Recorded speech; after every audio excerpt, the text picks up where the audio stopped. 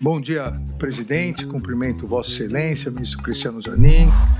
Cumprimento a ministra Carmen Lúcia, ministro Luiz Fux, ministro Flávio Dino, procurador-geral da República, professor Paulo Bonet.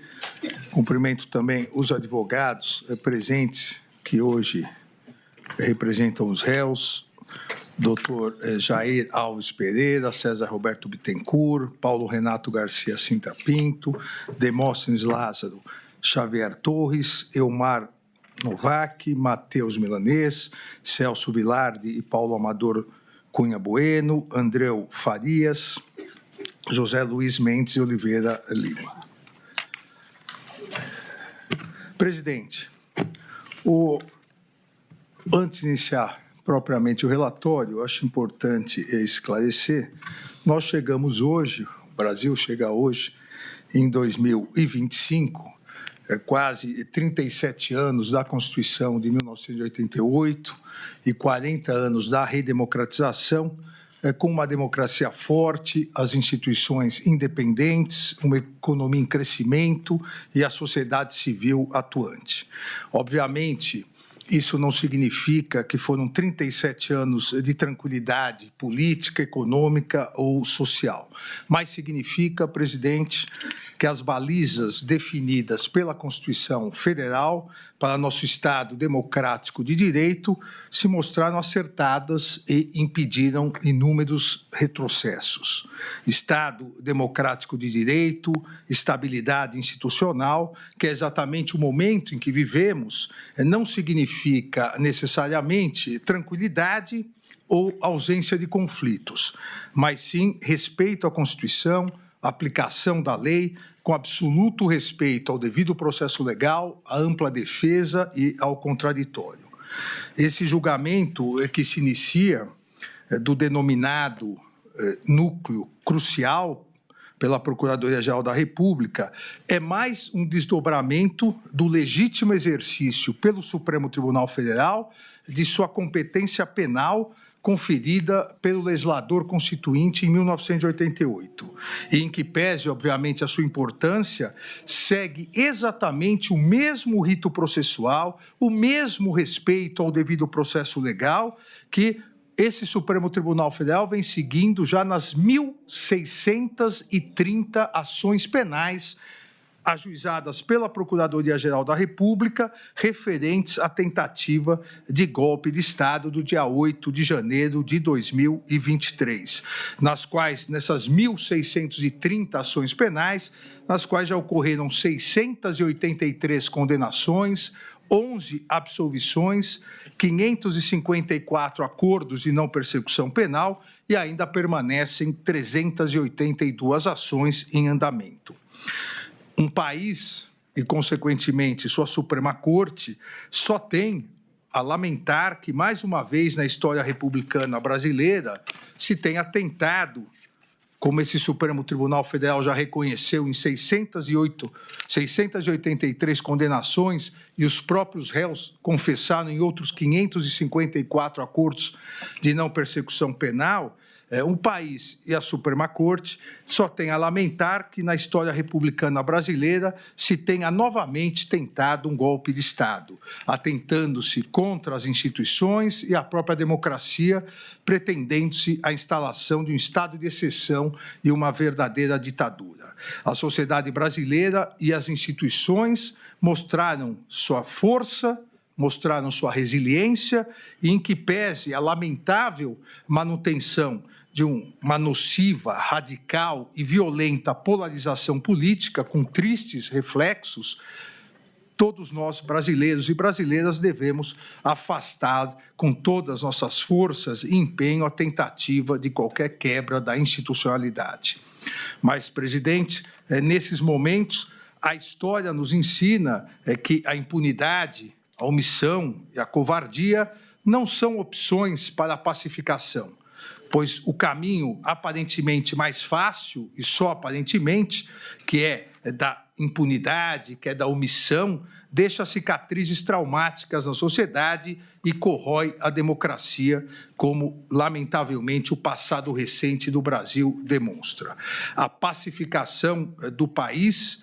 que é o desejo de todos nós, a pacificação do país depende do respeito à Constituição, da aplicação das leis e do fortalecimento das instituições. Não havendo possibilidade de se confundir a saudável e necessária pacificação com a covardia do apaziguamento, que significa impunidade e desrespeito à Constituição Federal e, mais, significa incentivo a novas tentativas de golpe de Estado. A missão desse Supremo Tribunal Federal é analisar as acusações oferecidas pela Procuradoria-Geral da República, a partir das provas produzidas, segundo o devido processo legal, a ampla defesa, o contraditório, como foi verificado na presente ação penal e será detalhado no relatório. Existindo provas, acima de qualquer dúvida razoável, as ações penais serão julgadas procedentes e os réus condenados. Havendo prova da inocência ou mesmo qualquer dúvida razoável sobre a culpabilidade dos réus, os réus serão absolvidos. Assim se faz a justiça. Esse é o papel do Supremo Tribunal Federal, julgar com imparcialidade e aplicar a justiça a cada um dos casos concretos, independentemente de ameaças ou coações, ignorando pressões internas ou externas. Lamentavelmente, no curso dessa ação penal, se constatou a existência de condutas dolosas e conscientes de uma verdadeira organização criminosa que, de forma jamais vista anteriormente em nosso país, passou a agir de maneira covarde e traiçoeira com a finalidade de tentar coagir o Poder Judiciário, em especial esse Supremo Tribunal Federal, e submeter o funcionamento da Corte ao crivo de outro Estado estrangeiro. Essa coação, essa tentativa de obstrução, elas não afetarão a imparcialidade e a independência dos juízes desse Supremo Tribunal Federal, que darão, como estamos dando hoje, presidente, a normal sequência no devido processo legal, que é acompanhado por toda a sociedade e toda a imprensa brasileiras. Publicidade e transparência que não encontram paralelo em nenhuma corte do mundo. Nenhuma corte ou tribunal do mundo dá tanta publicidade e tanta transparência aos seus julgamentos como o Supremo Tribunal Federal. As instituições brasileiras são fortes e sólidas, e seus integrantes foram forjados no mais puro espírito democrático da Constituição de 1988.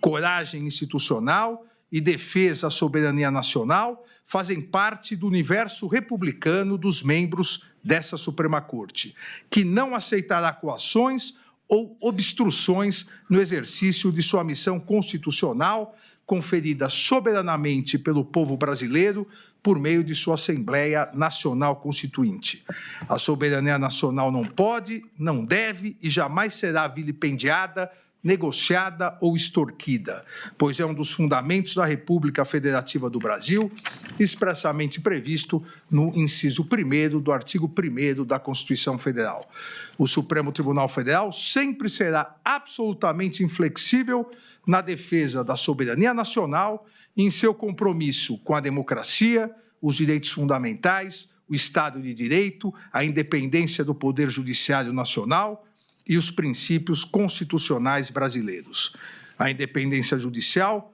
constitui um direito fundamental dos cidadãos, inclusive o direito a todos de uma tutela judicial efetiva e ao processo e julgamento por um tribunal independente e imparcial, pois não se consegue conceituar um verdadeiro Estado democrático de direito sem a existência de um poder judiciário autônomo para que exerça a sua função de guardião da Constituição e das leis. É um princípio inflexível da Constituição brasileira a independência do Poder Judiciário em defesa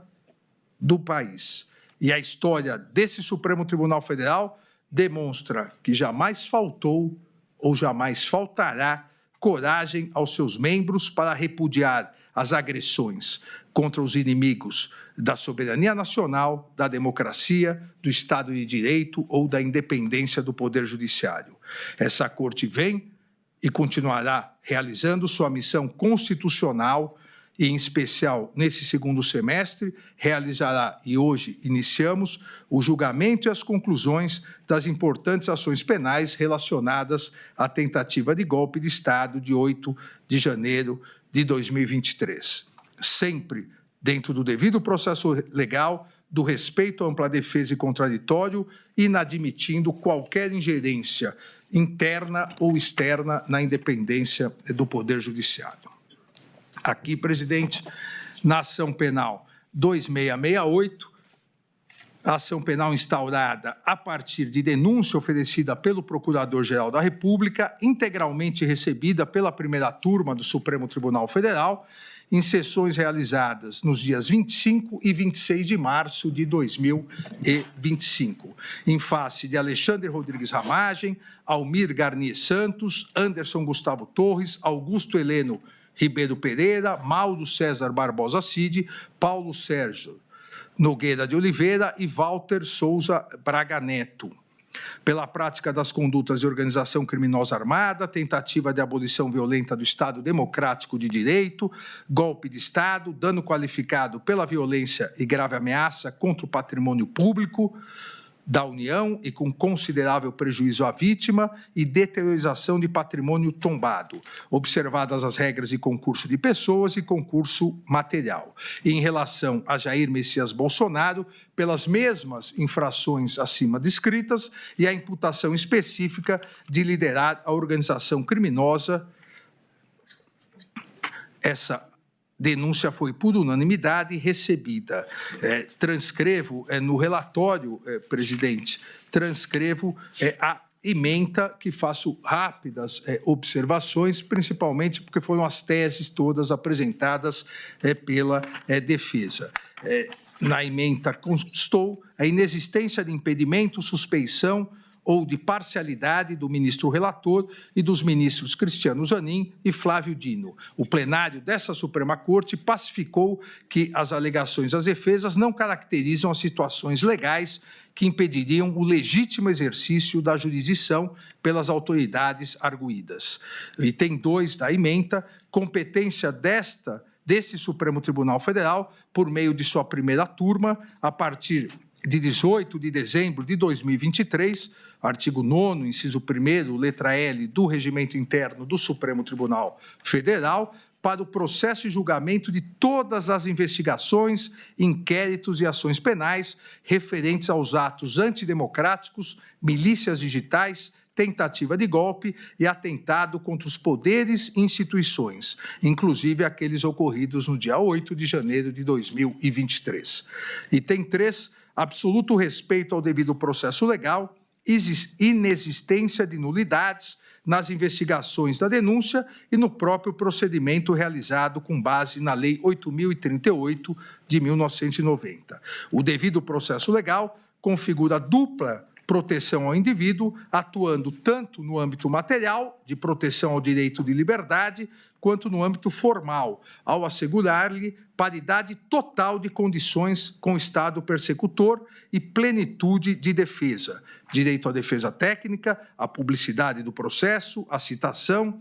de produção ampla de provas, de ser processado e julgado pelo juiz competente, direito aos recursos, à decisão imutável e à revisão criminal. Item 4, inexistência de nulidade no prazo simultâneo para a apresentação das defesas prévias do artigo 4º da Lei 8.038 de 90.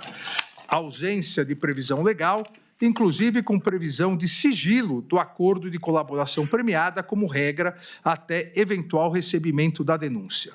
Nos termos do artigo 4º, parágrafo 10A da Lei 12.850, de 2013, somente após a instauração da ação penal, em todas as fases do processo, deve-se garantir ao réu delatado a oportunidade de manifestar-se após o decurso do prazo concedido ao réu que o delatou. Inexistência de previsão legal para que a sustentação oral da defesa do colaborador naquela fase seja anterior à dos demais denunciados. Item 5. Inexistência de nulidade no oferecimento de 5 denúncias por núcleos de atuação pela Procuradoria-Geral da República. Inaplicabilidade do princípio da indivisibilidade da ação penal às ações penais públicas precedentes. impossibilidade de decisões contraditórias, uma vez que será o mesmo órgão julgador a analisar todos os fatos e as 5 denúncias oferecidas pelo Ministério Público. Item 6, amplo e restrito acesso a todos os elementos de prova que embasaram a denúncia.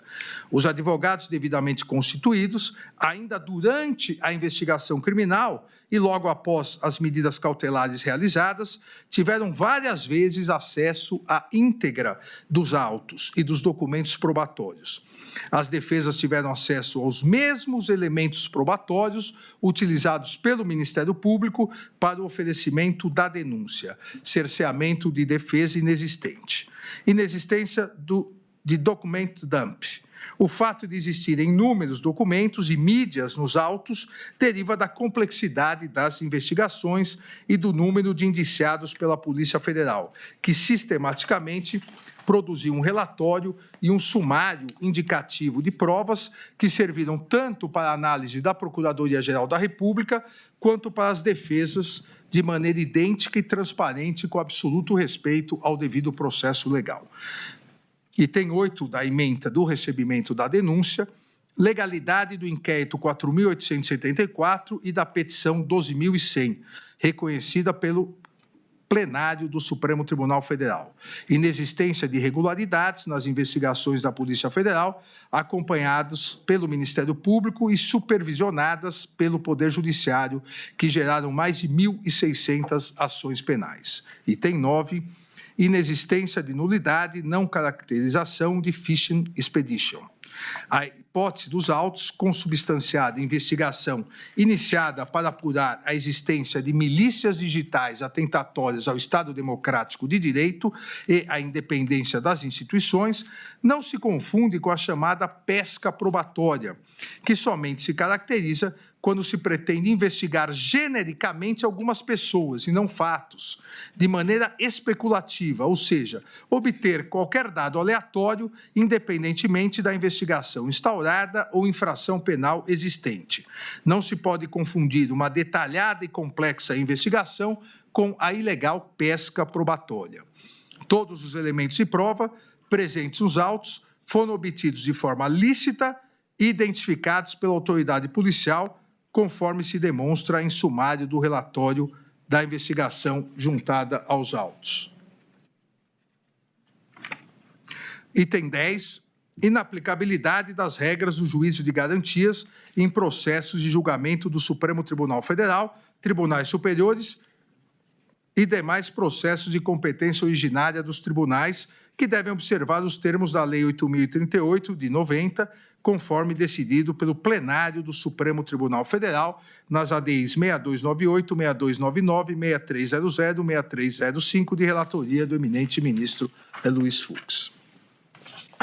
Item 11, legalidade e validade do acordo de colaboração premiada. O acordo de colaboração premiada, firmado entre a Polícia Federal e Mauro César Barbosa Cid, foi devidamente homologado com a máxima observância dos requisitos legais, ressaltando-se a voluntariedade do colaborador Mauro César Barbosa Cid em celebrá-lo e mantê-lo, inclusive acompanhado de seus advogados, devidamente constituídos em todos os atos. Item 12, competência constitucional e legal do Poder Judiciário nas colaborações premiadas. Em face da previsão legal de possibilidade de o acordo homologado ser rescindido em caso de omissão dolosa e contradições sobre os fatos objetos da colaboração, o ministro relator tem competência constitucional e legal para designar e presidir audiência com a presença do colaborador, seus advogados e o Procurador-Geral da República, com a finalidade de sanar essas eventuais irregularidades, bem como para analisar a manutenção dos requisitos legais exigidos para a permanência de validade da colaboração premiada, quais sejam regularidade e legalidade, adequação dos benefícios pactuados, adequação dos resultados da colaboração e voluntariedade da manifestação de vontade, especialmente nos casos em que o colaborador está ou esteve sob efeito de medidas cautelares, ausência de coação ou nulidade. Item 13 da ementa do recebimento da denúncia, denúncia apta, presença dos requisitos do artigo 41 do Código de Processo Penal, demonstração nos autos de provas da materialidade e indícios de autoria dos crimes de organização criminosa armada, tentativa de abolição violenta do Estado Democrático de Direito, dano qualificado pela violência e grave ameaça contra o patrimônio da União e considerável prejuízo para a vítima, deteriorização do patrimônio tombado, observadas as regras de concurso de pessoas e do concurso material. Inexistência de inépcia da denúncia, que expõe de forma compreensível e coerente os fatos e todos os requisitos exigidos, permitindo aos acusados a compreensão da imputação e, consequentemente, o pleno exercício de seu direito de defesa. Justa causa para ação penal. Item 14, justa causa para ação penal, provas de materialidade e indícios razoáveis e suficientes de autoria, produzidos de forma autônoma e independente da colaboração premiada pela Polícia Federal, além de outras provas corroborando as declarações do colaborador.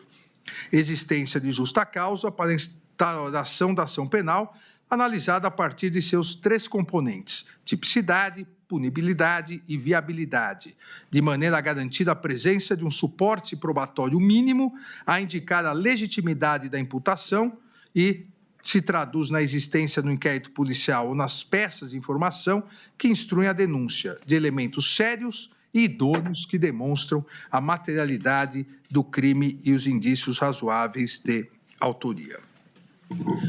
Recebida a denúncia por unanimidade, nesses termos da ementa, todo o material probatório relacionado à investigação foi disponibilizado aos ministros da primeira turma em 11 de março de 2025, em HD externo. Posteriormente, em 18 de 7 de 2025, novamente foi disponibilizado a totalidade, os ministros da primeira turma, a totalidade do acervo probatório, bem como as peças produzidas pela Procuradoria-Geral e pelas defesas por meio de link, de forma a facilitar a análise de toda a turma, como combinado com Vossa Excelência, presidente. Também saliento que, em relação ao réu Alexandre Rodrigues Ramagem, em virtude da Resolução 18/2025 da Câmara dos Deputados, e conforme decisão dessa primeira turma, decisão unânime dessa primeira turma, foi determinado o prosseguimento da ação em relação às infrações penais de organização criminosa, tentativa de abolição violenta do Estado Democrático, golpe de Estado, em face da inaplicabilidade do parágrafo 3º do artigo 53 da Constituição Federal, em relação aos crimes praticados antes da diplomação do réu como deputado federal. E foi determinada a suspensão parcial da ação penal 2668, com a consequente suspensão da prescrição, em relação aos 2 crimes imputados ao réu Alexandre Ramagem, praticados após a diplomação como deputado: o dano qualificado pela violência e grave ameaça contra o patrimônio da União e a deteriorização de patrimônio tombado. Também aqui no relatório que disponibilizei a Vossas Excelências, transcrevo a ementa. Em 11 de abril de 2025, determinei a citação e notificação dos réus, bem como determinei a manifestação dos réus delatados, agora sim, uma vez instaurada a ação penal, após o decurso de prazo concedido ao réu delator, Mauro César Barbosa Cid. Todos os corréus foram devidamente citados, notificados e apresentaram defesas prévias no prazo legal. Em 30 de abril de 2025, rejeitei as preliminares arguidas pelas defesas dos réus, indeferi o requerimento de absolvição sumária formulado por Anderson Gustavo Torres e Paulo Sérgio Nogueira de Oliveira, bem como afastei essa mesma absolvição sumária em relação aos demais réus. Deferi ainda a oitiva das testemunhas arroladas pela defesa e, em relação ao réu Anderson Gustavo Torres, determinei que indicasse qual a relação das testemunhas arroladas em cada um dos crimes imputados. Isso foi feito posteriormente e as testemunhas foram admitidas. Indeferiu o pedido para a oitiva de Silvinei Vasques, arrolado pela defesa de Anderson Gustavo Torres, por Silvinei Vasques, figurar como corréu nos autos da petição 1200. E julguei prejudicado os requerimentos de Paulo Sérgio Nogueira de Oliveira e Walter Souza Braga Neto de acesso aos autos e sua integralidade, uma vez que, conforme decisão unânime da primeira turma, todas as defesas já haviam tido amplo e integral acesso a todas as provas juntadas aos autos. Também determinei, a pedido da defesa de Anderson Gustavo Torres, determinei a expedição de ofícios ao Tribunal Superior Eleitoral e à Diretoria-Geral da Polícia Federal para que informassem dados que a defesa solicitou. Também determinei à Polícia Federal que indicasse o melhor procedimento para que as partes tivessem acesso ao material apreendido durante as investigações e não utilizado pela Procuradoria-Geral da República para o oferecimento da denúncia. Esse foi um pedido das defesas para que, eventualmente, pudessem analisar provas não utilizadas na denúncia, mas que tivessem, eventualmente, alguma relação com os fatos tratados. A Polícia Federal foi intimada, foi oficiada para fornecer a melhor maneira de acesso. Em 7 de maio de 2025, após a manifestação da defesa de Anderson Gustavo Torres, deferi o requerimento, como disse, que encaminhasse os relatórios elaborados por peritos criminais no período eleitoral para que a defesa pudesse fazer uma perícia. Determinei ainda que as defesas dos réus, e todos eles fizeram, indicasse quais os advogados regularmente constituídos para que assinassem termo de confidencialidade com menção expressa ao dever de sigilo quanto aos dados e pudessem receber autorização e o endereço do link externo para verificação de todo o material apreendido pela Polícia Federal. Aqui, presidente, ministra Carmen, colegas, explico a necessidade da assinatura do termo de confidencialidade, porque nesse material apreendido, nesse volume de material apreendido, que não foi utilizado pela Procuradoria-Geral para o oferecimento da denúncia, havia inúmeras conversas, inúmeras gravações que não tinham nenhuma relação com os autos, inclusive questões pessoais de muitas pessoas, por isso a necessidade de assinatura do termo de confidencialidade. Também em 7/5/2025, designei datas para oitiva de testemunhas em audiência de instrução dessa ação penal com realização por videoconferência. As audiências foram realizadas por videoconferência sob a minha presidência e com a honrosa participação do eminente ministro Luiz Fux e, na verdade, no primeiro dia com a honrosa participação de todos os ministros dessa corte, acompanhado pelos advogados e, por parte da Procuradoria, pelo Procurador-Geral da República. Em sessões realizadas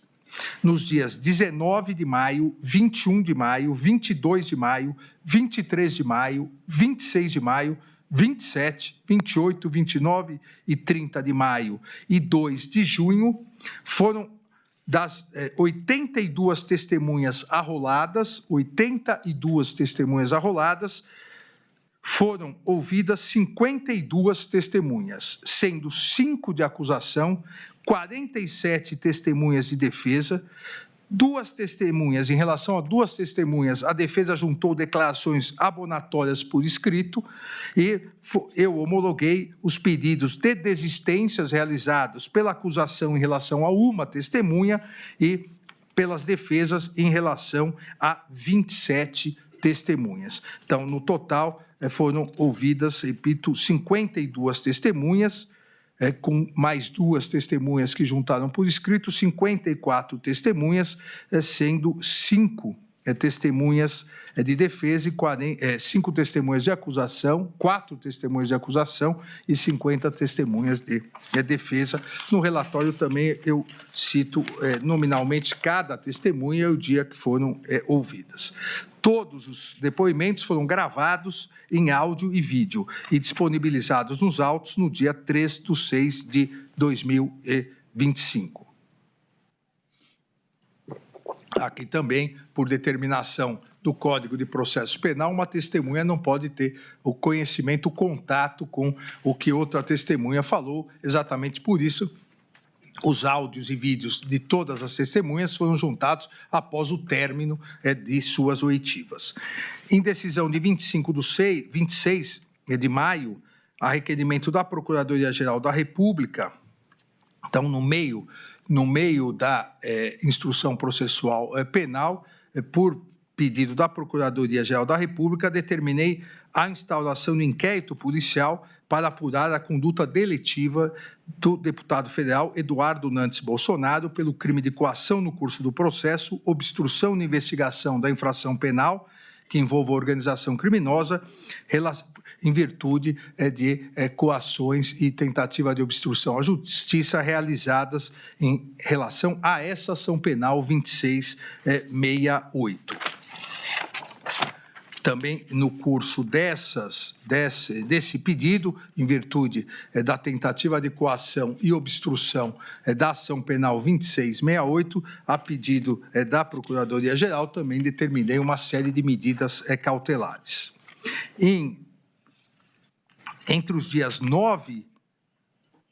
de junho de 2025, às 14 horas, e 10 de junho de 2025, às 19 horas e 4 minutos, na sala de sessão da primeira turma do Supremo Tribunal Federal, foram interrogados todos os corréus, iniciando-se com o colaborador Mauro Cid e, na sequência, em ordem alfabética, os demais réus. Na mesma audiência do dia 10 de junho de 2025, encerrados os interrogatórios dos réus, determinei a intimação das partes para eventuais requerimentos e diligências complementares nos termos do artigo 402 do Código de Processo Penal e do artigo 10 da Lei 8.038 de 90, que rege o procedimento nos tribunais superiores.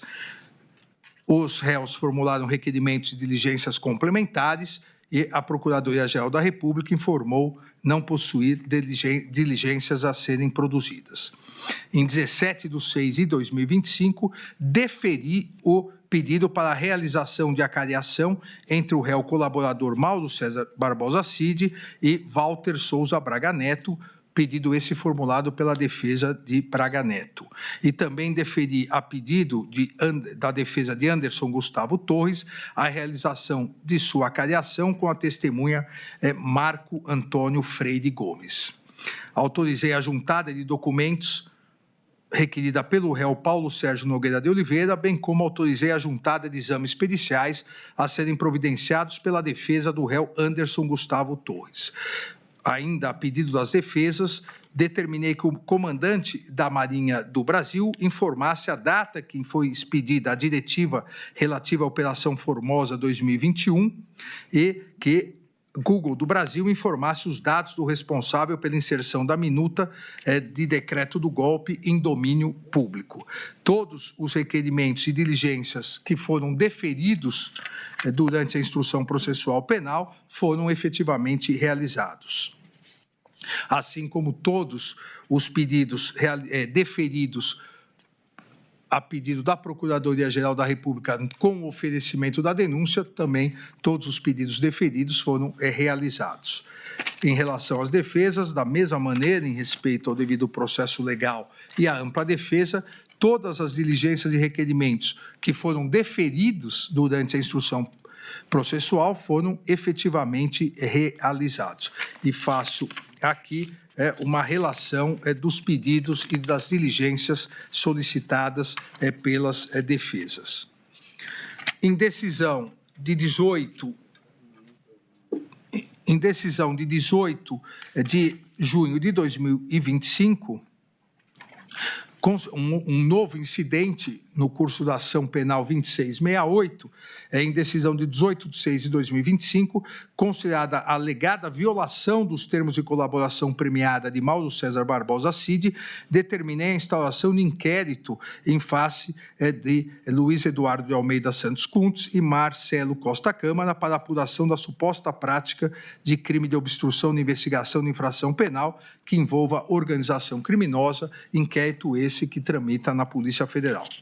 Em 27 de maio em 27 de junho de 2025, encerrada a instrução com a realização de todos os requerimentos e diligências que foram deferidos, aqueles que foram deferidos na fase do artigo 402 do Código de Processo Penal, determinei a intimação das partes para a apresentação das alegações finais. Sucessivamente, no prazo de 15 dias, Procuradoria-Geral da República, colaborador premiado e os réus. Na mesma data, todos os tribunais foram oficiados para encaminhar em 5 dias as certidões de antecedentes criminais dos réus para fins de informação do processo. Todas as certidões foram anexadas aos autos. Em 14 de 7 de 2025, a Procuradoria-Geral da República apresentou suas alegações finais, pleiteando a procedência integral da ação penal, salientando os principais pontos da acusação. E aqui, presidente, tanto em relação à acusação quanto em relação à defesa, porque o relatório assim o exige, salientar os principais pontos, mas deixarei que os detalhes maiores, os argumentos maiores, sejam expostos tanto pelo Procurador-Geral da República quanto pelos advogados, uma vez que todos realizarão sustentação oral.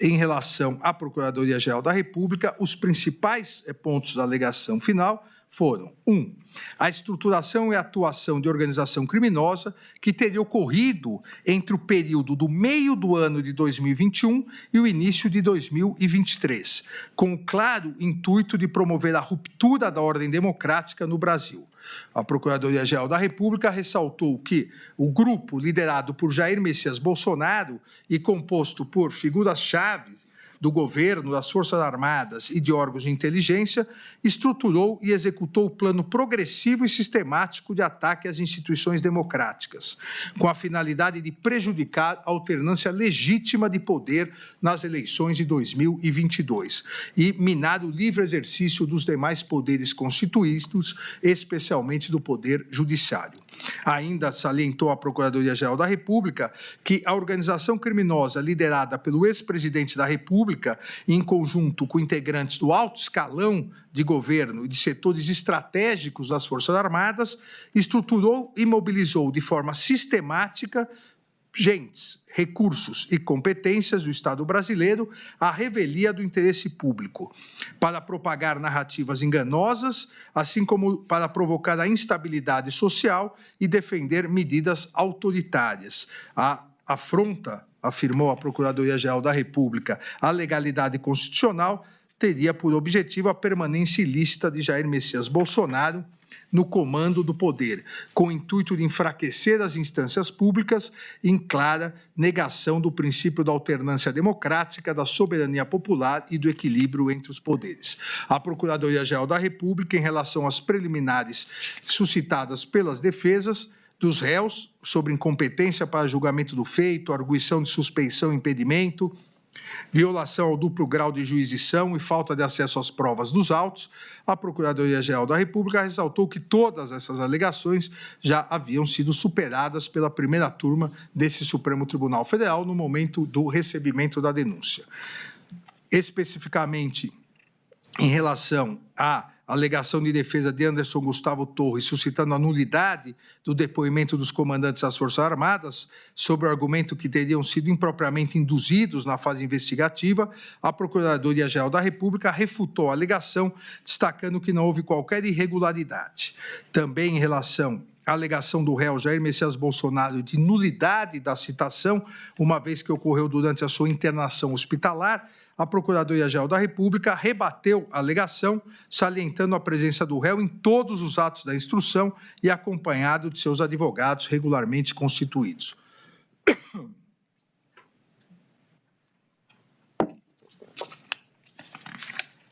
Ainda a Procuradoria-Geral da República alegou que a instrução processual reforçou a existência de todos os manuscritos, arquivos digitais, planilhas, discursos prontos e trocas de mensagens sobre o plano de ruptura da ordem democrática que haviam sido apreendidos pela Polícia Federal durante as investigações, como, por exemplo, o documento Operação 142. Da mesma forma, ressaltou a Procuradoria-Geral da República que as testemunhas ouvidas em juízo, principalmente os ex-comandantes do Exército e da Aeronáutica, confirmaram que lhes fora apresentadas minutas que decretavam medidas de exceção e não se ajustavam às hipóteses constitucionais e de consequências impensáveis no Estado democrático de direito, assim como confirmaram terem sido, disse a Procuradoria-Geral da República, pressionados a aderir ao plano golpista, inclusive sofrendo ataques virtuais. A Procuradoria-Geral da República afirmou ainda em suas alegações finais estarem configurados os crimes de golpe de Estado e restrição do livre exercício dos poderes constitucionais. E quanto ao golpe de Estado, disse a Procuradoria-Geral da República, a materialidade delitiva foi comprovada pela sequência dos atos de ruptura com a normalidade do processo sucessório. A organização criminosa teria implementado narrativa enganosa visando descredibilizar publicamente o sistema eletrônico de votação, a partir do uso de recursos e agentes públicos e mobilizando integrantes das Forças Armadas do Estado brasileiro para prejudicar a livre manifestação da vontade popular, assim como para apoiar uma forma de gestão desvinculada do processo eleitoral após a derrota às urnas. A partir disso, a Procuradoria-Geral da República enumera as provas sequenciais e que, segundo o órgão acusador, confirmariam essa hipótese. Ainda a Procuradoria-Geral da República, em relação ao crime do artigo 359-L, passa a fazer uma cronologia a partir do dia 7 de setembro de 2021, de pronunciamentos na esplanada dos ministérios e na Avenida Paulista, inclusive salientando que o réu Jair Messias Bolsonaro incitou publicamente a animosidade contra o Poder Judiciário e seus integrantes. Ressalta ainda a Procuradoria-Geral da República que o protocolo da denominada representação eleitoral para a verificação extraordinária, questionando a integridade das urnas eletrônicas, com o intuito criminoso de intensificar a reação popular negativa em face da justiça eleitoral brasileira, consta nesses pronunciamentos. Afirmou ainda a existência de documentos sobre ações militares de monitoramento baseadas em plano de neutralização das autoridades públicas, a Operação Punhal Verde-Amarelo, o qual, afirma a Procuradoria-Geral da República, foi impresso nas dependências do Palácio do Planalto, visando restringir o exercício dos poderes constitucionais. Destacou ainda que o plano chegou ao seu ápice executório com a Operação Copa 2022 e que somente não foi concluída em virtude da não adesão do alto comando do Exército às minutas de exceção. Procuradoria-Geral da República cita a minuta do golpe, cita a participação do alto comando do Exército para impedir a concretização do golpe, descreve a execução do plano Punhal Verde-Amarelo, descreve as ações da denominada ABIN paralela para atingirem autoridades em exercício nos poderes constitucionais, e, paralelamente, para enfraquecer o sistema eletrônico de votação e facilitar a deposição do novo governo, como também etapas executórias do plano para obtenção do golpe de Estado. A Procuradoria-Geral da República, também em suas alegações finais, afasta a aplicação do princípio da consunção ou absorção para os crimes previstos no artigo 359-L e 359-M do Código Penal, atentar contra as instituições e tentativa de golpe de Estado, uma vez que, afirma a Procuradoria-Geral da República, uma vez que a ofensa simultânea aos bens jurídicos não afasta a ocorrência de dois crimes autônomos. Ressaltou que, apesar dos crimes estarem inseridos no mesmo capítulo do Código Penal e coincidam na função geral de tutela da ordem constitucional democrática, os objetos de proteção não se confundem, pois o artigo 359-L criminaliza a tentativa de abolir o próprio Estado democrático de direito mediante a restrição de exercício dos poderes constitucionais constitucionais. Já o artigo 359-M criminaliza o ato de tentar depor o governo legitimamente constituído, mesmo que se mantenha, ao menos formalmente, a estrutura democrática. Também apresentou as provas que entende suficientes para as condenações pelos crimes de dano e deteriorização do patrimônio tombado, artigo 163 e o artigo 62 do Código, ambos do Código Penal, que foram um resultado final da empreitada delitiva ocorrida no dia 8 de janeiro de 2023, salientando que nos atos antidemocráticos realizados no dia 8 de janeiro de 2023, os apoiadores do líder da organização criminosa, Jair Messias Bolsonaro, munidos de artefatos de destruição, avançaram sobre a Praça dos Três Poderes em marcha organizada. Os apoiadores invadiram o Senado Federal, invadiram a Câmara dos Deputados, o Palácio do Planalto e o Supremo Tribunal Federal,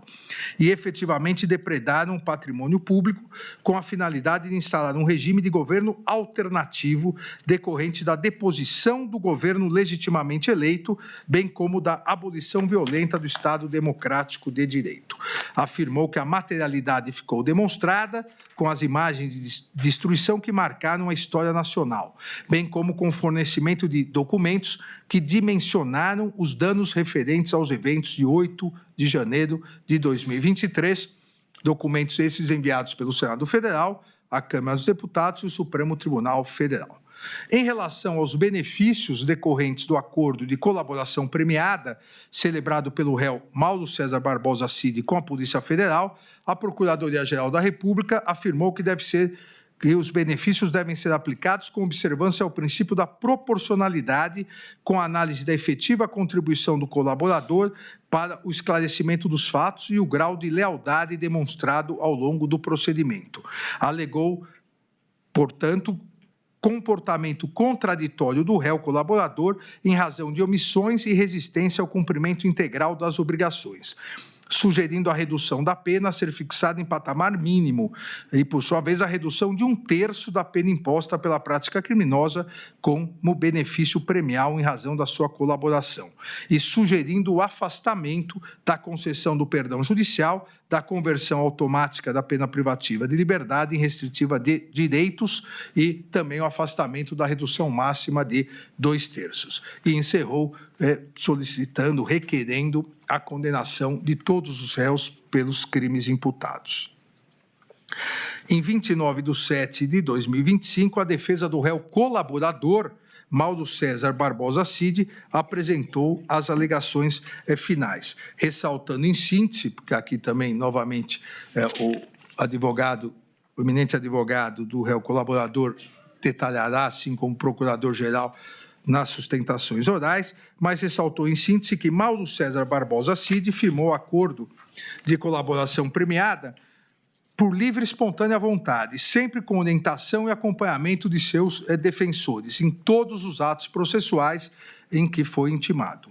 Que o acordo de colaboração premiada preencheu todos os requisitos de validade, eficácia e efetividade, e como tal foi homologado e ratificado pelo colaborador e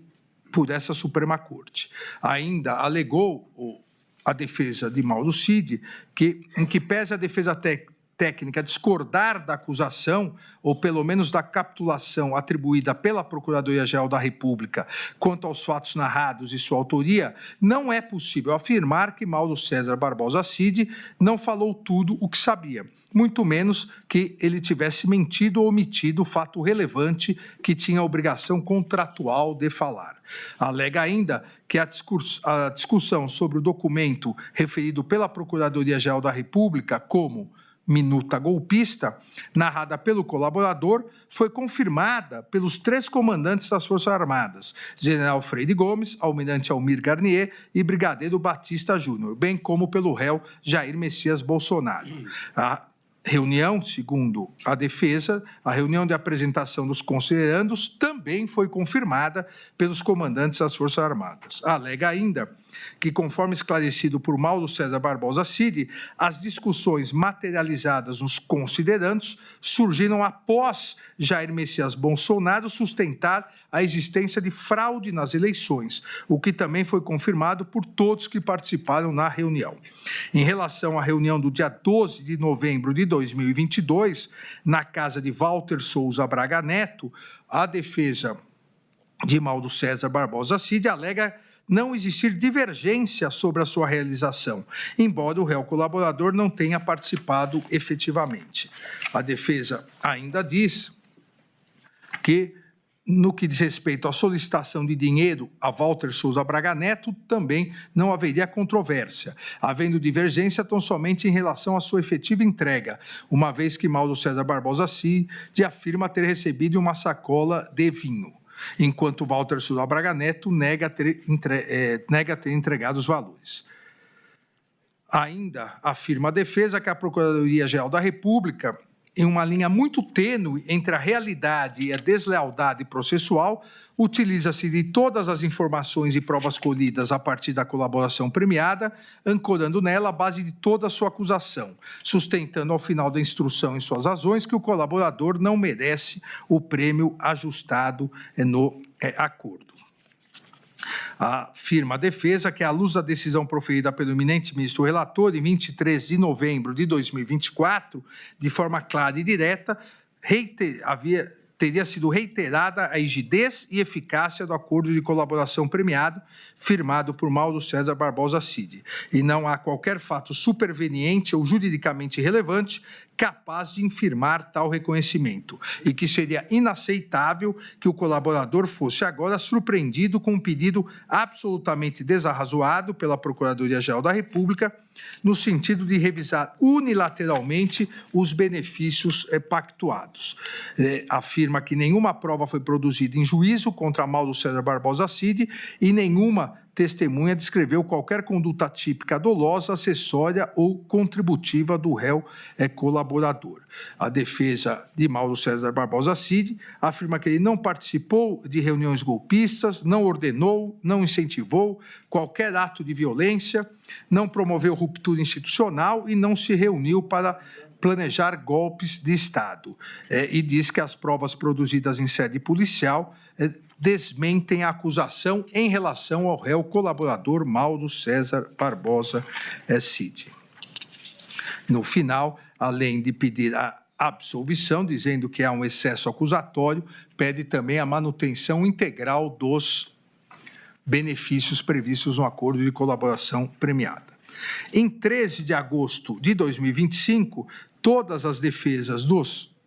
corréus apresentaram suas alegações finais. A defesa de Alexandre Ramagem Rodrigues apresentou os seguintes principais argumentos. Segundo a narrativa apresentada pela Procuradoria-Geral da República, o crime tipificado no artigo 2º da Lei 12.850 se perpetuou para além da diplomação, razão pela qual pediu também a suspensão desse crime. Alegou ausência de prova das imputações em relação ao réu Alexandre Ramagem Rodrigues, uma vez que ele não teria participado de construção e disseminação de narrativa de fraude eleitoral, não haveria uso indevido de estrutura estatal para fins políticos e também não participou de interferência em órgãos de controle e persecução. Afirma a sua defesa que os elementos de informação amealhados pela acusação não se confundem com o standard probatório necessário à condenação de Alexandre Ramagem Rodrigues. Diz que, embora a Procuradoria-Geral da República tenha afirmado que o documento Presidente TSE informa.docx, criado em 10 de julho de 2021, revelaria que Alexandre Ramagem Rodrigues teria se aprofundado em argumentos falaciosos sobre o resultado eleitoral de 2018, questionando a credibilidade do Tribunal Superior Eleitoral para a contagem dos votos, a Procuradoria-Geral da República teria desconsiderado que o texto se limitou a reproduzir manifestações públicas de Jair Messias Bolsonaro. Ainda a defesa de Alexandre Ramagem afirma que o conteúdo texto apresentava argumentos para a adoção do denominado voto auditável ou voto impresso, tema que à época integrava a pauta do Congresso Nacional. Em relação ao documento Bom Dia Presidente.docx, a defesa de Alexandre Ramagem aponta que os pontos apresentados integram o teste público de segurança das urnas, regulamentado pela Resolução TSE 23.673, de modo que não pode ser considerado um ilícito ou evidência de indevida utilização na estrutura do sistema de inteligência brasileiro para fins antidemocráticos. No que diz respeito ao documento PR Presidente, a defesa de Alexandre Ramagem aponta que o texto aponta ilegalidades que, no entendimento do réu, estariam sendo cometidas no âmbito de inquéritos policiais referentes à instauração dos inquéritos, violação do sistema acusatório e escolha de delegados pelo STF sem distribuição. O texto contém, também segundo a defesa, anotações pessoais e privadas e não possui qualquer relação com o eventual descumprimento infundado de ordens judiciais. Sobre ainda o texto Presidente.docx, a defesa de Alexandre Ramagem afirma que o seu conteúdo diz respeito a considerações que refletem manifestações públicas já emitidas por Jair Messias Bolsonaro, não sendo possível afirmar que o réu Alexandre Ramagem Rodrigues municiava o ex-presidente de argumentos para atacar autoridades públicas. Com base na prova testemunhal produzida nos autos, a defesa diz que é possível concluir que Alexandre Ramagem Rodrigues, de fato, utilizava uma sala no Palácio do Planalto, mas para atender várias pessoas, não apenas o presidente da República, e que não haveria prova nos autos para concluir que era um hábito frequente ou com um dia específico suas audiências com o presidente da República. Os documentos juntados aos autos pela defesa, segundo ela mesma, demonstram que Alexandre Ramagem Rodrigues envidou esforços para verificar a legalidade na utilização da ferramenta First Mile, sendo instaurados por determinação sua 2 procedimentos administrativos no âmbito da BIM com essa finalidade, um deles, aliás, na corregedoria do órgão. A ferramenta First Mile era utilizada, segundo a defesa, exclusivamente pelos oficiais de inteligência lotados no Departamento de Operações de Inteligência, à época chefiado por Paulo Maurício Fortunato Pinto, cuja recalcitrância em prestar informações sobre o uso da ferramenta levou à instauração de procedimento administrativo no âmbito da corregedoria da ABIN, por determinação do próprio Alexandre Ramagem Rodrigues, e posteriormente levou à sua exoneração. Ainda alega a defesa que a Procuradoria-Geral da República cometeu grave equívoco ao afirmar que teriam sido identificados logs de entrada de Alexandre Ramagem no sistema a partir de 15 de maio de 2019, antes mesmo de sua posse como diretor-geral, e apenas um mês após o início de uso da ferramenta. Pois as datas a que se refere a Procuradoria-Geral da República, segundo a defesa, não dizem respeito a logs de entrada no sistema, mas sim a entrada do réu nas dependências físicas da ABIN. Também alega não poderem ser utilizados nesses autos as conclusões da autoridade policial no relatório final da PET 11.108, tornadas públicas em 18/6/2025, pois não submetidas ao contraditório e à ampla defesa. Alega não haver indícios ou provas que ações ilícitas empreendidas por servidores da ABIN tenham decorrido de ordem proferida pelo réu Alexandre Ramagem. Que os monitoramentos atribuídos pela acusação ao réu se referem a um punhado de informações disponíveis na internet, atividades que foram apresentadas pela autoridade policial como atividade de inteligência. Ainda o réu Alexandre Ramagem, em sua defesa, alega que o relatório da PET 11.108 deixou de delimitar ou conceituar o que seriam atividades de inteligência, e boa parte dos monitoramentos mencionados no aludido relatório final não guardam relação de pertinência com o objeto dessa ação penal. ainda diz que a anotação de Alexandre Ramagem sobre consultar a Advocacia Geral da União não é idêntica àquela imputada a Augusto Heleno e não procede a acusação de que o réu propôs que fosse utilizada a estrutura da Advocacia Geral da União com a finalidade de impedir o cumprimento de decisões judiciais. No que diz respeito à imputação da utilização da ABIN para investigar servidores da Receita Federal, Alexandre Ramagem Rodrigues, em reunião com as advogadas de Flávio Bolsonaro, foi contrário, diz a defesa, a essa utilização.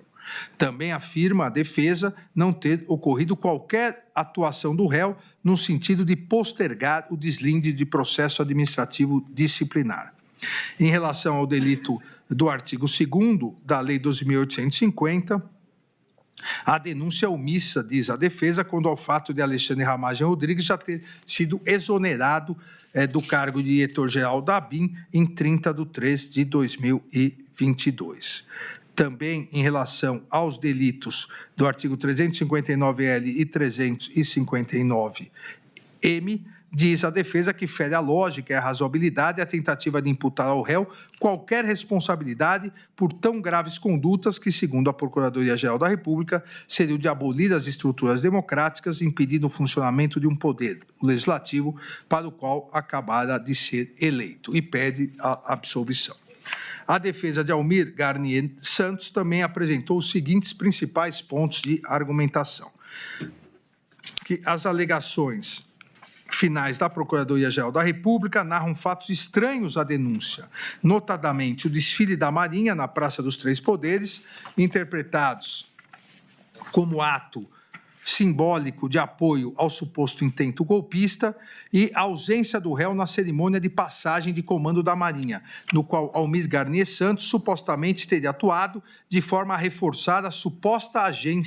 agenda golpista. Afirma a defesa que isso configura mutatio libelli. Também afirma que a colaboração premiada de Mauro César Barbosa Cid está viciada por responsabilidade do colaborador, de modo que deve ser decretada a invalidade das suas declarações. Continua afirmando não haver provas que permitam, com a certeza necessária, estabelecer uma condenação penal e uma conexão direta entre as condutas imputadas por Almir Garnier Santos e os atos de 8 de janeiro de 2023. A ausência de provas concretas que estabeleçam uma conexão direta entre as condutas deve levar à absolvição. Também afirma que a ausência de criação de risco proibido, pois os atos imputados se inscrevem no legítimo exercício da liberdade de expressão política. Continua a defesa de Almir Garnier Santos, dizendo que a quebra do nexo causal, uma vez que os fatos ocorreram em um contexto político legítimo de debate e a transição de poder desqualifica qualquer continuidade de plano golpista, devendo ser reconhecida a ausência de nexo causal entre os atos descritos na denúncia e os atos do dia 8 de janeiro de 2023, e, por consequência, deve ser declarada a tipicidade das condutas imputadas. Ainda a defesa de Almir Garnier Santos afirma que os fatos narrados na denúncia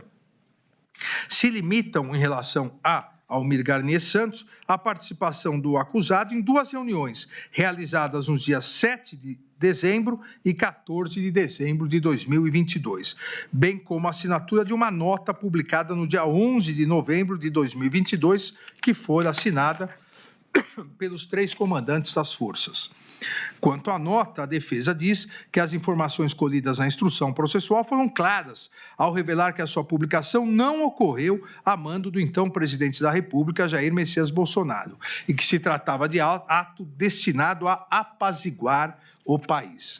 As reuniões dos dias 7 e 14 de dezembro de 2022, afirma a defesa de Almir Garnier, foram conhecidas apenas após as investigações se iniciarem, razão pela qual não possuem qualquer relevância na cadeia causal imaginada pela Procuradoria-Geral da República, uma vez que não tinham capacidade de causar qualquer interferência, dada a sua natureza privada.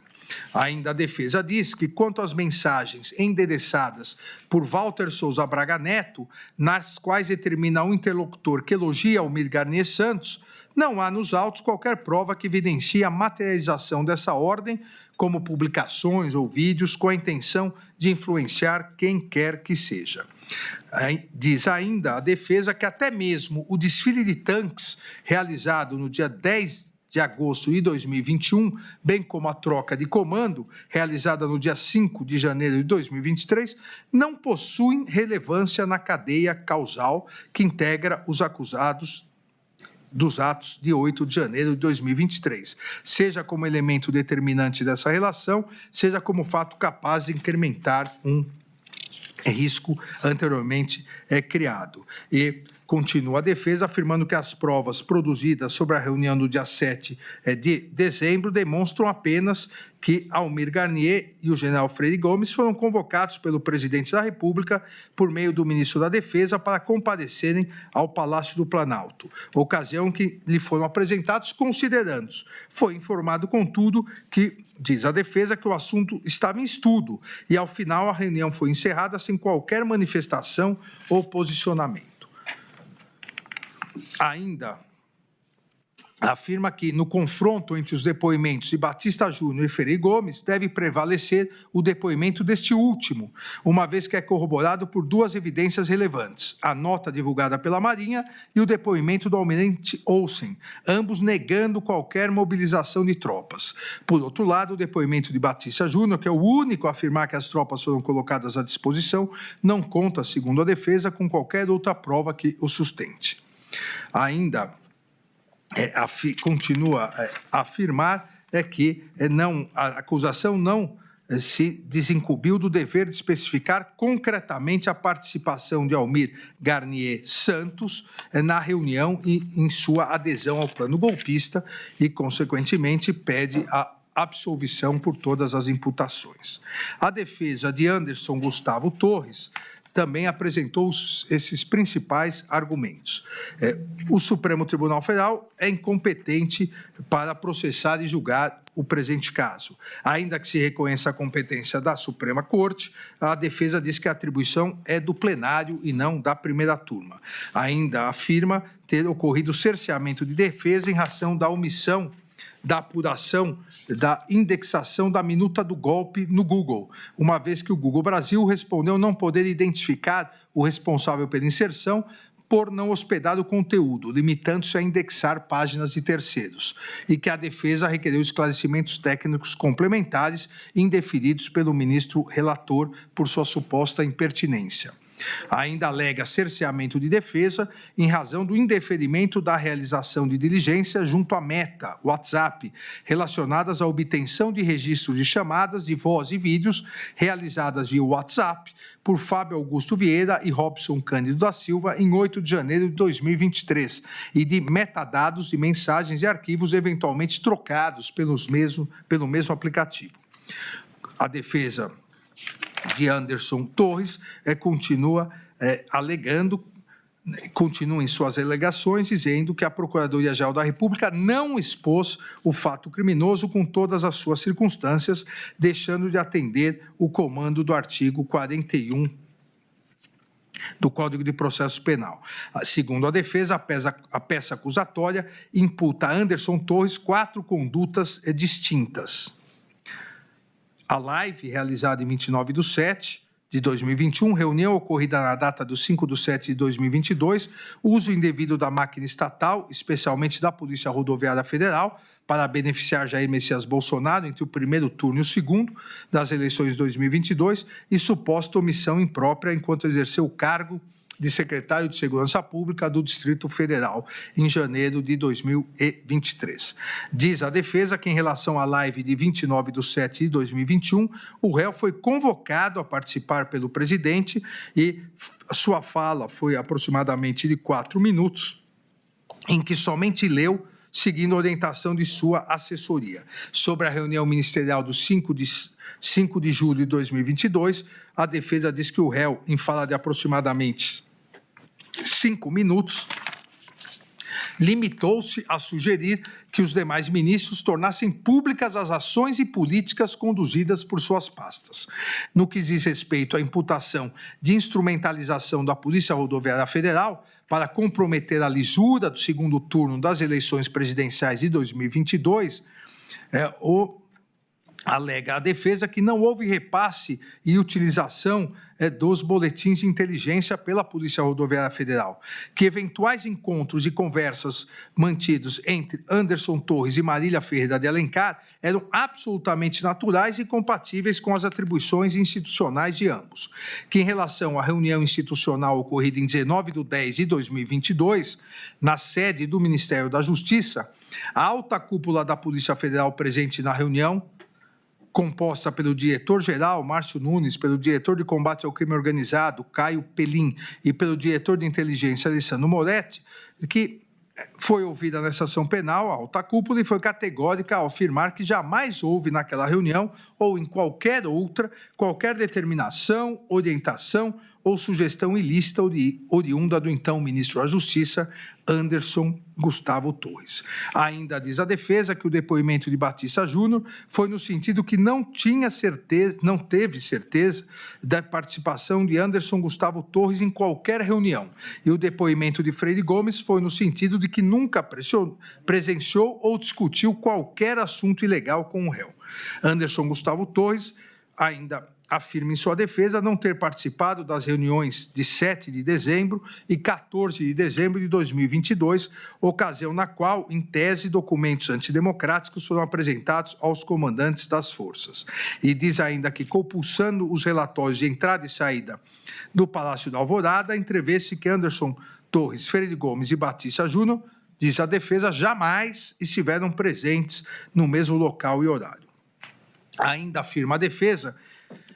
que a minuta discutida na reunião de 7/12/2022 não corresponde ao documento apreendido na residência, em sua residência. Diz que exame papiloscópico feito pela Polícia Federal não encontrou as digitais de qualquer dos denunciados na minuta, que minutas de igual teor circulavam e circulam, diz a defesa, livremente pelo território nacional, algumas inclusive no Google e no site Conjura. Ainda diz que, em relação à viagem aos Estados Unidos, e-mail da própria Gol, companhia Gol, mostra comprovantes da agência de turismo e ata notarial, evidenciando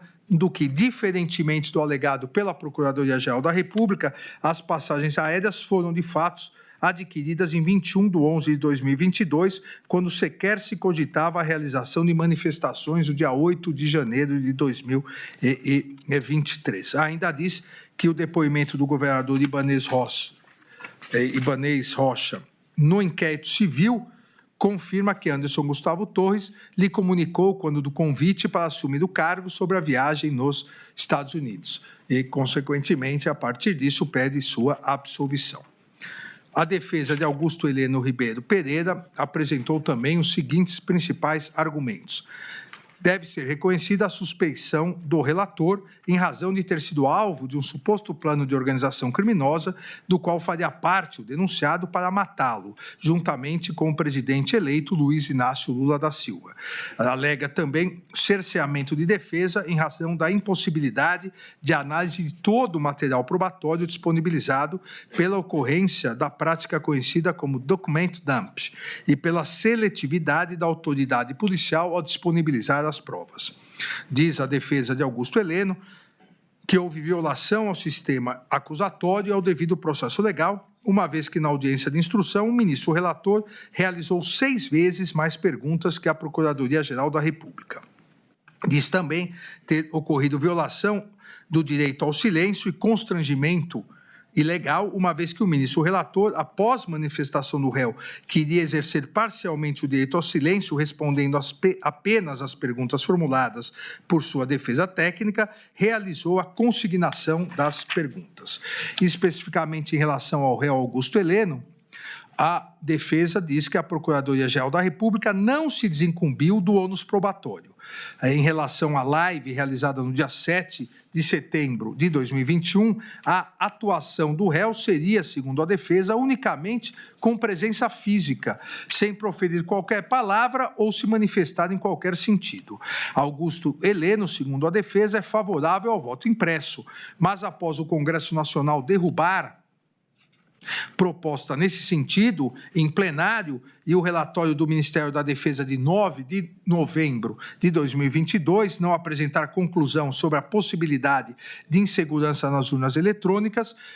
não houve qualquer manifestação do réu sobre isso. E também alega que é uníssona a constatação do afastamento do réu Augusto Heleno do réu Jair Messias Bolsonaro após o ingresso do, entre aspas, centrão no governo,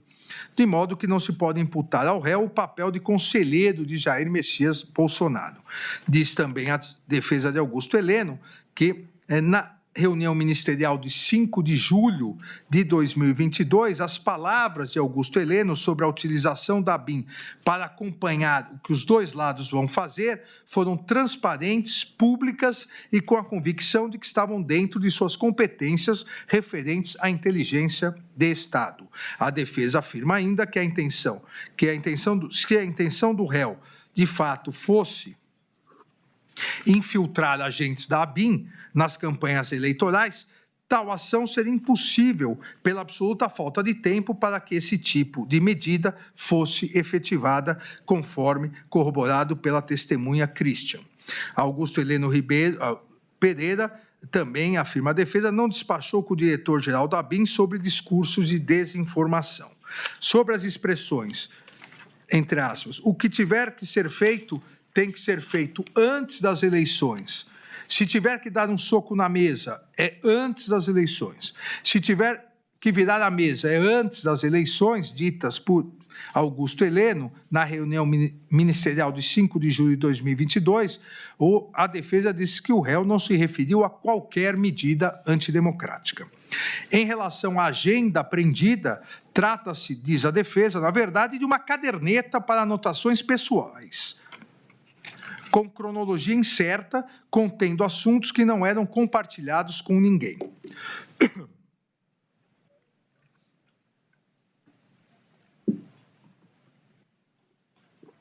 Diz a defesa que a Polícia Federal disponibilizou as páginas da referida caderneta de maneira por ela reorganizada, com o objetivo de demonstrar uma narrativa linear, quando, na verdade, estão afastadas uma das outras e dizem respeito a situações e assuntos distintos e não relacionados. A expressão,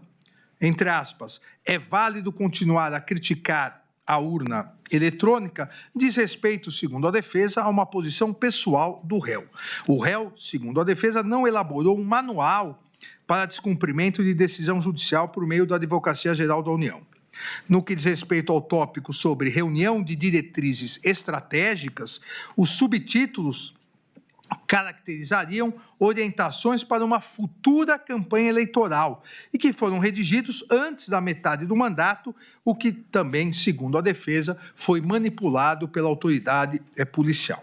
Não são verdadeiras, diz a defesa, as alegações de que o réu teria politizado o Gabinete de Segurança Institucional. Ainda diz a defesa de Augusto Heleno que a menção feita nas razões finais da acusação à reunião ocorrida entre o presidente da República, seu filho, senador Flávio Bolsonaro, e duas advogadas é descabida. E quando o réu percebeu que o assunto da reunião não dizia respeito ao GSI, pediu licença e se retirou sem implementar nenhuma providência. Augusto Heleno, também segundo sua defesa, nunca tratou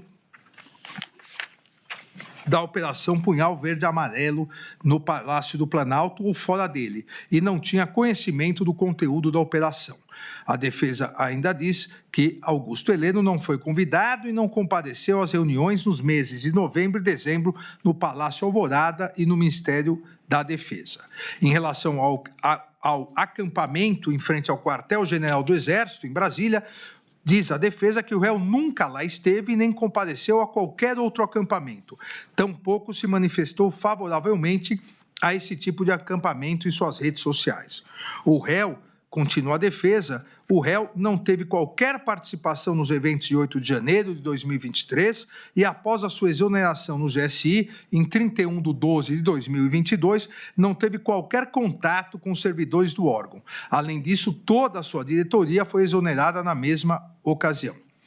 A frase, entre aspas, ladrão não sobe a rampa, diz a defesa, não evidencia que o réu tenha atuado no sentido de impedir a transição democrática de poder. Não há qualquer prova de que o réu tenha participado da ABIN paralela, havendo indicação, por outro lado, de que teria sido, inclusive, monitorado, diz a sua defesa. O réu jamais tratou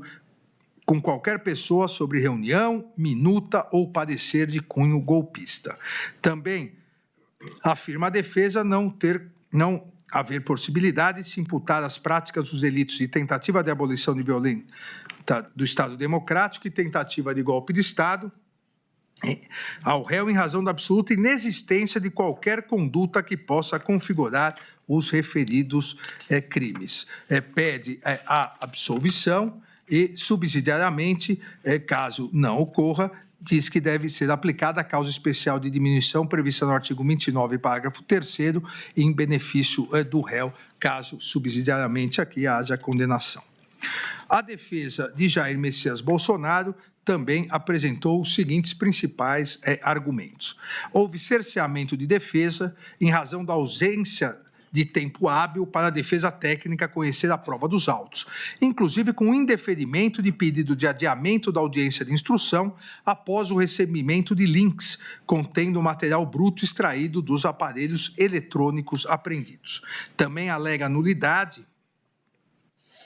que essa nulidade se agravou e aprofundou o cerceamento de defesa, porque os defensores foram proibidos de participar das audiências e dos interrogatórios dos denunciados que ficaram em outros núcleos. O acordo de colaboração premiada de Mauro César Barbosa Cid, segundo a defesa de Jair Messias Bolsonaro, é nulo e o delator não tem credibilidade, pois mentiu reiteradamente. Segundo a defesa de Jair Messias Bolsonaro, o colaborador descumpriu o acordo e as cautelares que lhe foram impostas de forma alternativa à sua prisão preventiva, por meio de conversas mantidas em perfil de terceiro na rede social Instagram, que revelam que a colaboração não resultou de ato voluntário e nem esteve pautado na verdade. A defesa de Jair Messias Bolsonaro ainda alega que, em suas alegações finais, a Procuradoria-Geral da República reconhece toda a resistência, que, segundo a defesa, significa falta de espontaneidade, do colaborador em relatar sua participação nos eventos mais graves e sensíveis da denúncia, para manter rígida a narrativa daquilo que ele optou por contar, o que não é possível. Ainda diz que o colaborador confessa que, diante de ameaças veladas, pactuou acordo de colaboração, prestando, entretanto,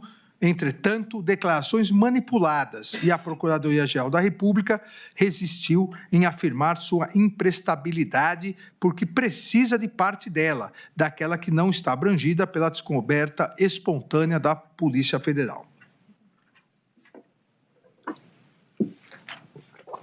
O tema e o debate relativo ao voto impresso, diz a defesa de Jair Messias Bolsonaro,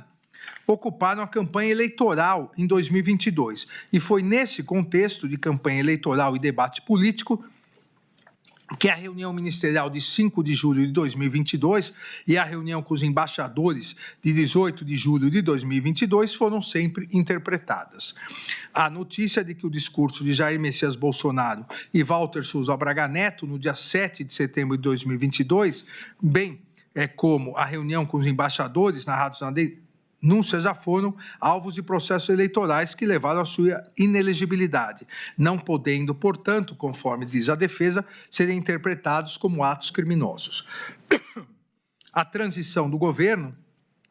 com a participação do ex-presidente Jair Messias Bolsonaro, também foi fato amplamente provado nos autos. E diz a defesa que, encerrada a transição, Jair Messias Bolsonaro deixou o país e, quando o fez, os atos criminosos e golpistas de 8 de janeiro de 2023, ocorridos 10 dias após, não eram sequer previsíveis, além de terem ocorrido apesar das ações de Jair Messias Bolsonaro. As imputações da Procuradoria-Geral da República contra Jair Messias Bolsonaro não encontram, segundo a defesa, respaldo nem na lógica nem na prova dos autos. A acusação tenta, de alguma forma, e sem sucesso, relacionar Jair Messias Bolsonaro com os planos apreendidos e com os atos de 8 de janeiro.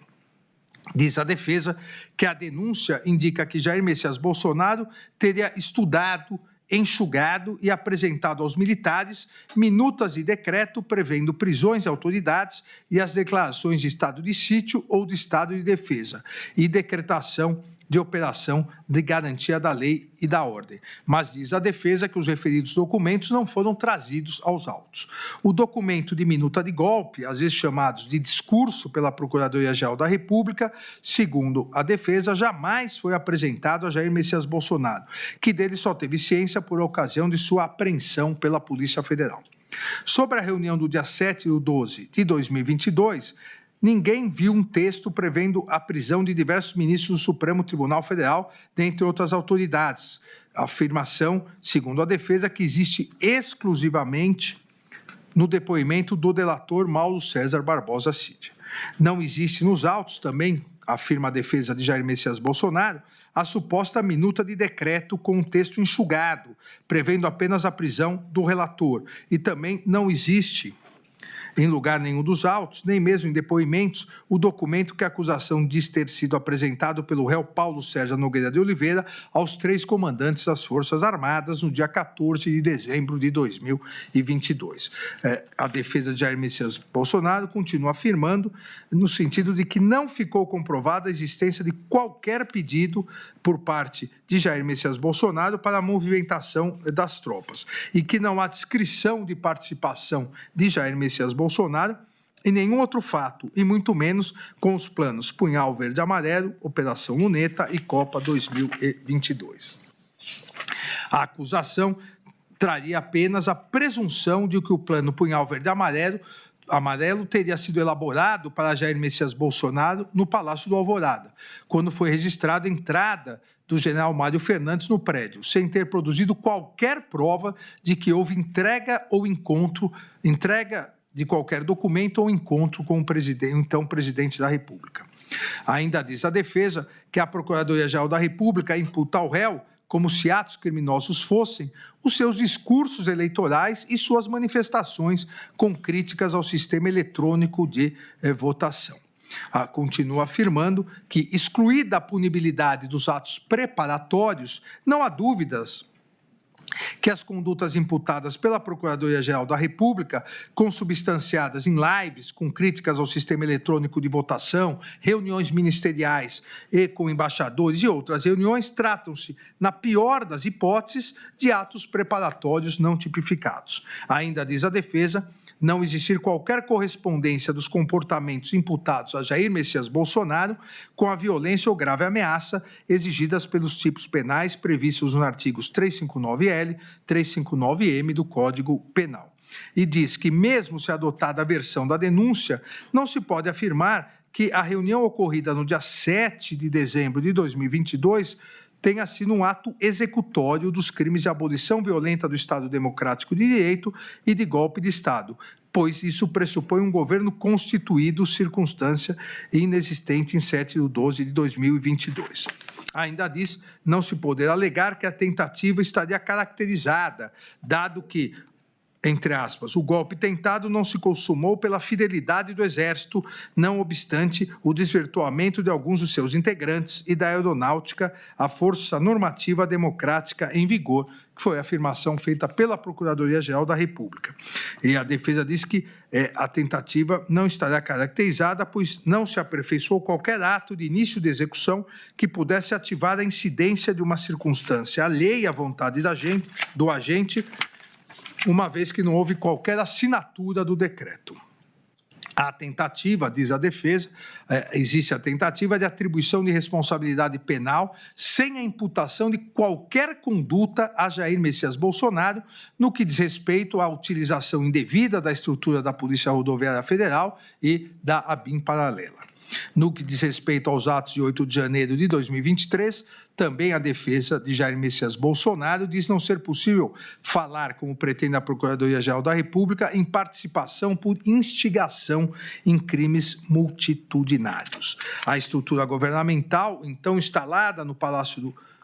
Planalto, revestia-se de plena licitude e legalidade, funcionando nos termos da Constituição Federal, não havendo que se falar na existência de qualquer organização criminosa, conclui a defesa. Também nunca houve qualquer cooperação criminosa de Jair Messias Bolsonaro com os demais denunciados na PEC 12 e 100. Por fim, a defesa diz que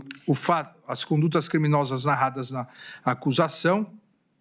teriam como objetivo manter Jair Messias Bolsonaro no poder, que essas alegações não são suficientes para apontá-lo como integrante ou líder da organização criminosa, ainda que pudesse eventualmente ser beneficiário pelos crimes, pelo resultado dos crimes. Pede a absolvição do réu Jair Messias Bolsonaro e, subsidiariamente, caso não haja, diz que deve ser reconhecida a desistência voluntária ou a consunção, absorção ou ainda concurso formal entre os delitos previstos nos artigos 359-L e 359-M do Código Penal.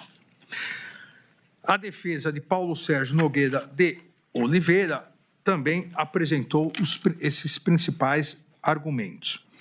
Diz que Paulo Sérgio Nogueira de Oliveira é inocente e atuou ativamente para evitar a realização de um golpe de Estado e a abolição violenta do Estado Democrático de Direito, aconselhando Jair Messias Bolsonaro no sentido de que nada poderia ser feito diante do resultado das eleições. O réu,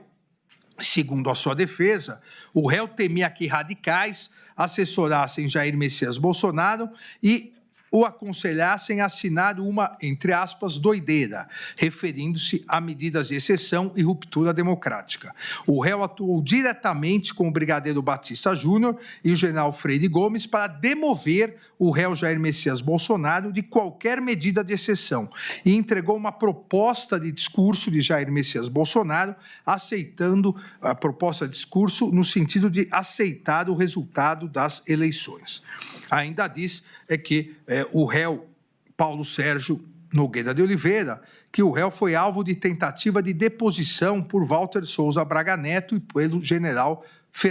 Mário Fernandes, réu em outra ação penal. O réu não integraria o denominado gabinete de crise a ser instalado após a ruptura do Estado Democrático de Direito, afirma sua defesa, e que o réu foi vítima de ataques virtuais por não defender qualquer medida de exceção. Na reunião de 5 de julho de 2022, Paulo Sérgio Nogueira de Oliveira não manifestou endosso à narrativa de fraude eleitoral. Também sua defesa diz que em momento algum instigou a ideia de intervenção nas Forças Armadas no processo eleitoral e afirma a defesa ser uma falácia afirmar que o relatório das Forças Armadas sobre o sistema eletrônico de votação estava pronto antes do segundo turno e foi postergado por questões políticas. As etapas 7 e 8 do plano de trabalho estavam, segundo a defesa, previstas para ocorrer a partir do dia seguinte ao segundo turno e até 60 dias após o pleito. Também afirma a defesa não proceder a afirmação de que o Ministério da Defesa, após ser intimado a prestar informações no prazo de 48 horas, não respondeu ao pedido de informações do Tribunal Superior Eleitoral. A nota do Ministério da Defesa, segundo a defesa de Paulo Sérgio Nogueira de Oliveira, não aponta suspeita de fraude eleitoral e no mesmo período em que a nota do dia 10/11/2022 foi publicada, Paulo Sérgio Nogueira de Oliveira, segundo a sua defesa, estaria atuando para demover Jair Messias Bolsonaro de qualquer medida de exceção. A reunião de 14/12/2022, realizada com os comandantes das Forças Armadas, segundo a defesa de Paulo Sérgio Nogueira de Oliveira, não teve o intuito de pressionar os comandantes a aderir a qualquer medida antidemocrática. A denúncia, diz a defesa, é inepta, não havendo descrição adequada dos fatos criminosos imputados ao réu. Ainda alega que o Supremo Tribunal Federal é incompetente para processar e julgar o caso e que, em caso de ser competente, é o plenário e não a primeira turma. Alega violação ao duplo grau de jurisdição, alega também estar caracterizado excesso de acusação, que as condutas imputadas ao réu são atípicas, pois se o crime de golpe de Estado tivesse sido consumado com ataques ao processo eleitoral, manipulação indevida das forças de segurança, não houve, segundo a defesa, a prática de violência ou grave ameaça. Ainda a defesa do réu Paulo Sérgio diz que as condutas imputadas ao réu são atípicas, pois todos os atos realizados antes do dia 1º de janeiro, tais como lives, reuniões, não teriam sido realizados com o objetivo de depor governo constituído, o que afasta a configuração do crime de golpe de Estado previsto no artigo 359-M do Código Penal. Ainda afirma que, segundo a denúncia, sem o Exército e a Força Aérea, era impossível se consumar um golpe de Estado. Logo, a manifestação no dia 8 de janeiro de 2023 foi um meio inidôneo para atingir esse resultado. Consequentemente, o delito de golpe de Estado do dia 8 de janeiro seria um crime impossível, diz a defesa, por absoluta ineficácia do meio. Ainda em relação ao crime do artigo 359-L do Código Penal, a defesa de Paulo Sérgio Nogueira de Oliveira diz que a sua consumação exige que os poderes constitucionais tenham sido efetivamente impedidos ou restringidos. Consequentemente, diz que não existe um conjunto probatório para, além da dúvida razoável, apta a ensejar uma condenação de Paulo Sérgio Nogueira de Oliveira e pede a absolvição do réu.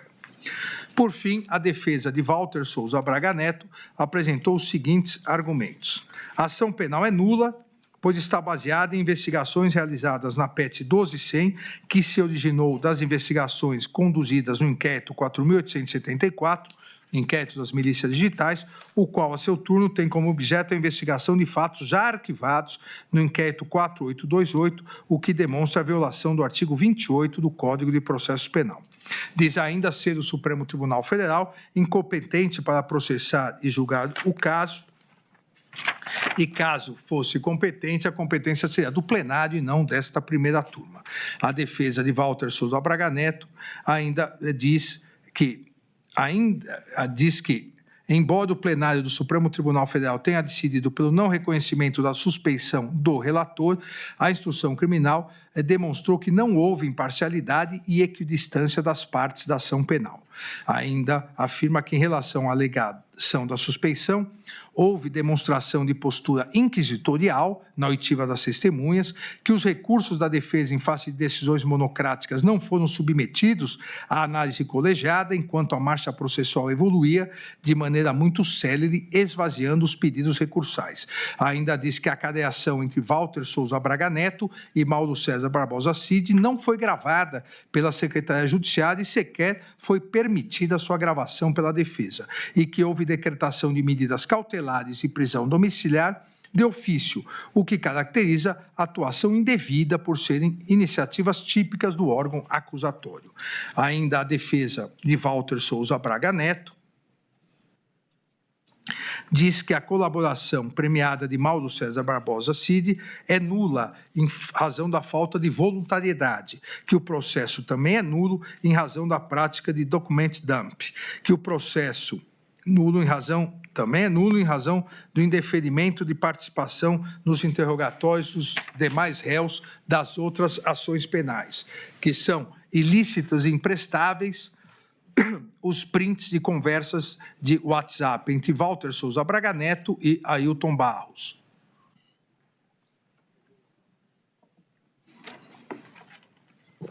Que o processo é nulo a partir da cadeação realizada entre Walter Souza Braga Neto e Mauro César Barbosa Cid, em razão da não realização de sua gravação por violação ao direito assegurado no artigo 367, parágrafo 6º do Código de Processo Civil e do artigo 3º do Código de Processo Penal. Alega ainda a defesa de Walter Souza Braga Neto